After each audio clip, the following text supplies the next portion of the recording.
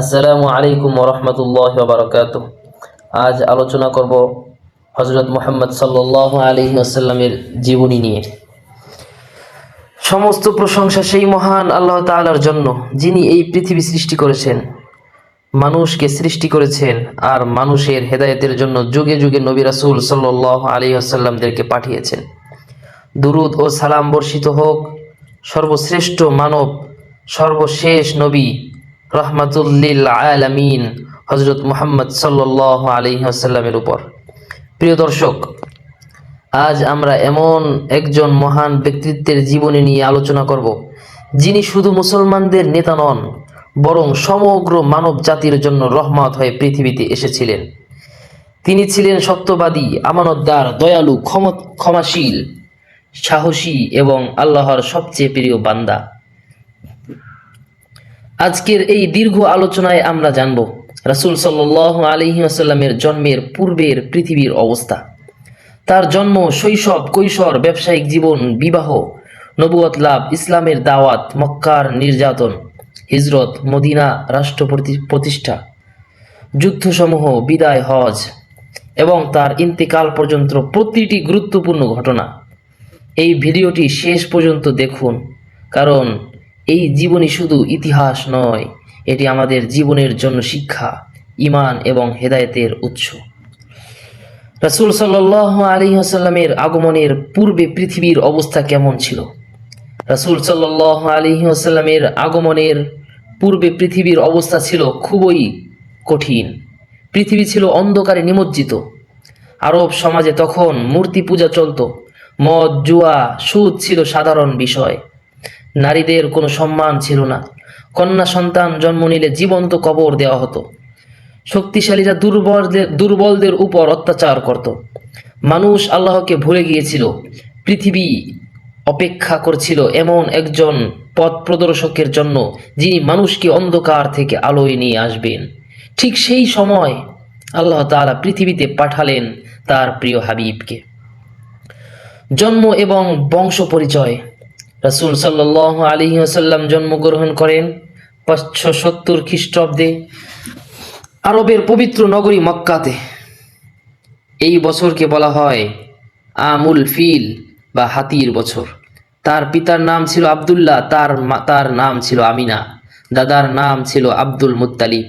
তিনি ছিলেন কুরাইশ বংশের সবচেয়ে সম্মানিত পরিবার থেকে। রাসূল সাল্লাল্লাহু আলাইহি ওয়াসাল্লাম জন্মের আগেই তার পিতা ইন্তেকাল করেন, অর্থাৎ তিনি এতিম অবস্থায় পৃথিবীতে আগমন করেন। জন্মের পর তার দাদা অত্যন্ত আনন্দিত হন এবং তার নাম রাখেন মুহাম্মদ সাল্লাল্লাহু আলাইহি ওয়াসাল্লাম, যার অর্থ প্রশংসনীয়। শৈশবকাল। আরবের নিয়ম অনুযায়ী শিশুদের গ্রামের বিশুদ্ধ পরিবেশে লালন পালনের জন্য পাঠানো হতো। রাসূল সাল্লাল্লাহু আলাইহি ওয়াসাল্লামকে লালন পালনের দায়িত্ব নেন হালিমা সাদিয়া রাদিয়াল্লাহু তাআলা আনহা। হালিমা সাদিয়া রাদিয়াল্লাহু তাআলা আনহা বলেন, যেদিন থেকে মুহাম্মদ সাল্লাল্লাহু আলাইহি ওয়াসাল্লাম আমাদের ঘরে আসেন, সেদিন থেকেই আমাদের ঘর বরকতে নেমে আসে। শৈশব থেকেই রাসূল সাল্লাল্লাহু আলাইহি ওয়াসাল্লাম ছিলেন ভদ্র, শান্ত ও সত্যবাদী। তিনি কখনো মিথ্যা বলতেন না, কখনো অন্যায় করতেন না।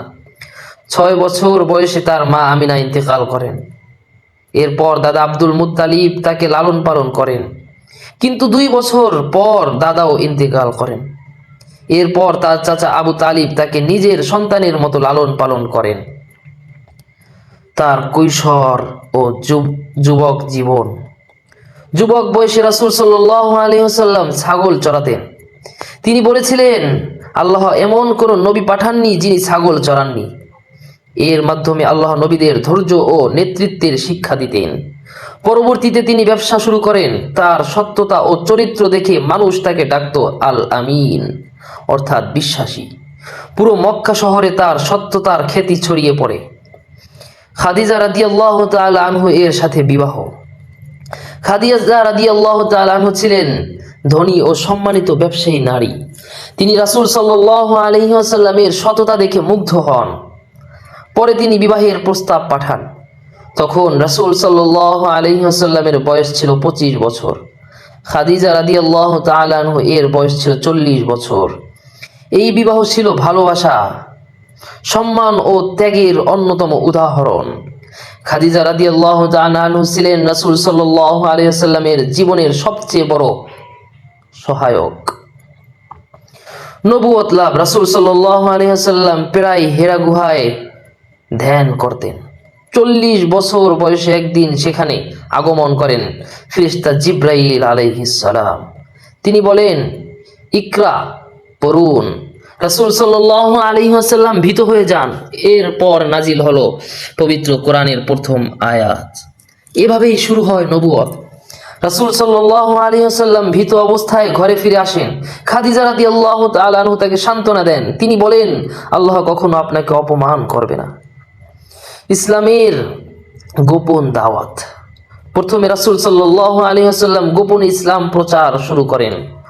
সবার আগে ইসলাম গ্রহণ করেন খাদিজা রাদিয়াল্লাহু তাআলা আনহা। অতঃপর ইসলাম গ্রহণ করেন আলী রাদিয়াল্লাহু তাআলা আনহু। অতঃপর ইসলাম গ্রহণ করেন আবু বকর সিদ্দিক রাদিয়াল্লাহু তাআলা আনহু। অতঃপর ইসলাম গ্রহণ করেন যায়েদ রাদিয়াল্লাহু তাআলা আনহু। ধীরে ধীরে মানুষ ইসলামের দিকে আসতে থাকে, কিন্তু কুরাইশরা ক্ষুব্ধ হয়ে ওঠে। প্রকাশ্য ইসলামের দাওয়াত ও নির্যাতন।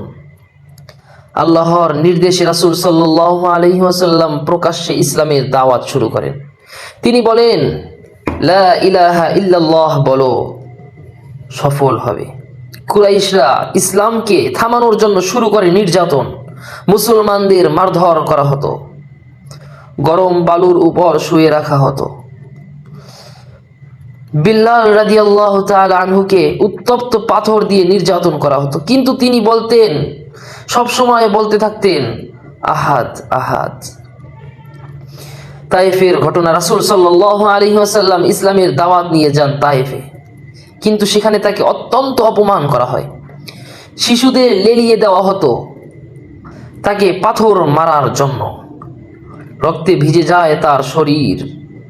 তারপরও তিনি বদদোয়া করেননি কখনো। তিনি বলেন, হয়তো একদিন ভবিষ্যৎ প্রজন্ম ইসলাম গ্রহণ করবে। এটাই ছিল তার দয়া। মিরাজের ঘটনা। এক রাতে আল্লাহ তাআলা রাসূল সাল্লাল্লাহু আলাইহি ওয়াসাল্লামকে নিয়ে যান মিরাজে। তিনি আল আকসা মসজিদে যান, সেখানে থেকে সপ্তম আসমানে আগমন করেন। এই সফরেই 5 ওয়াক্ত নামাজ ফরজ হয়। হিজরত। মক্কার নির্যাতন চরমে পৌঁছালে আল্লাহ তাআলা হিজরতের অনুমতি দেন। রাসূল সাল্লাল্লাহু আলাইহি ওয়াসাল্লাম ও আবু বকর রাদিয়াল্লাহু তাআলা আনহু মদিনার দিকে রওনা হন। শত্রুরা তাদের হত্যা করতে চেয়েছিল।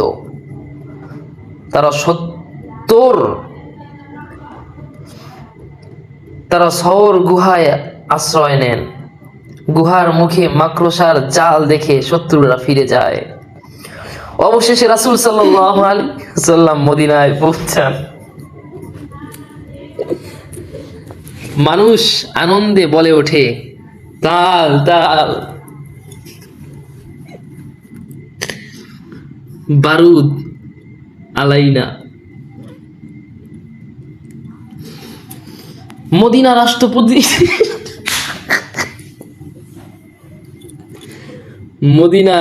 প্রতিষ্ঠা।